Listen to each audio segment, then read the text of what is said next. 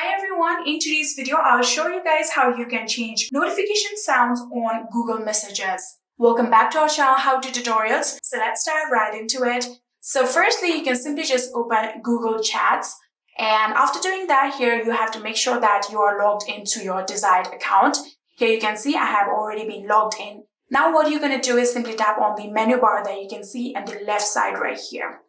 So after tapping on it, here you can get the option of settings, tap on settings, and then here you can see there is the option of notification sounds right here. So if you tap on notification sounds, here you can see currently tones is selected. So if you want to change the notification sound, you can simply just choose the notification sound of your desire. For example, here you can see it has made sound. You can also choose any of the options. For example, this snappy. If you want this notification sound, you can tap on done just like this, and you have now successfully changed your notification sound on your Google Messages. And yeah, that is it. I hope this video was helpful to you guys.